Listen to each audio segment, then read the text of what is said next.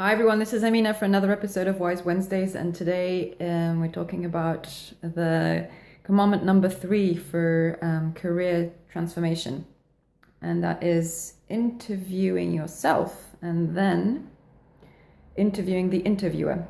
So the worst enemy in preparing for interviews or going through this kind of career change process or career transformation process, like any process that involves uncertainty, is, I would say, the inner critic.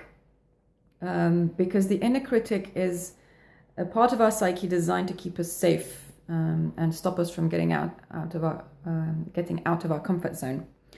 And this can lead to not such good consequences. For example, it can lead us to self-sabotaging our chances in getting the dream job or a job that's really perfect for us. At the same time, it can lead us to apply for jobs and take up jobs that are not right for us because of that voice. So it's very important to be vigilant during these times of uncertainty to spot this negative inner critical voice when it shows up, because it's likely to be untrue. It's the voice that tells us that we're not going to get the job because we're not good enough at this or that. It's also the voice that says you must do this, you should get this job, otherwise you're not good enough or you're not the person you thought you should be. Obviously, I'm going to recommend meditation because it's a great way of familiarizing ourselves with our psyche and how our mind operates, so we can spot these the inner critical voice when it shows up, and anything that isn't really authentic or in our best interests. Other things you can do are exercise or writing or any practice that helps you to relax and connect with that more authentic part of yourself. So I just wanted to recommend one practice other than meditation and the other tools like exercise and writing, and that's self-inquiry, the Byron Katie process.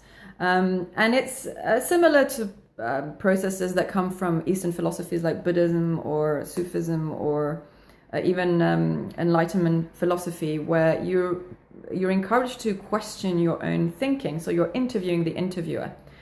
So once you've interviewed yourself about your strengths and why you want the job and all that kind of basic stuff, then you might want to also interview the interviewer, because your interviewer may be too harsh or leading you in the wrong direction.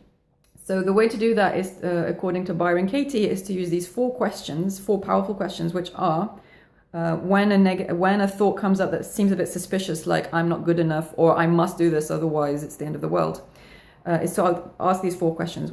1, is it true? 2, are you absolutely sure it is true? Now, these 2 questions alone, for me, diffuse that inner critical voice or help me to get back to a more grounded, authentic state. The other 2 questions are, well, how do I feel when I believe this? If you feel contracted, negative, small, it's probably not a helpful belief to have, a helpful thought. It's probably a limiting belief, something that holds you back and holds you back in the comfort zone. And then the final question is, who would you be if you let go of that thought?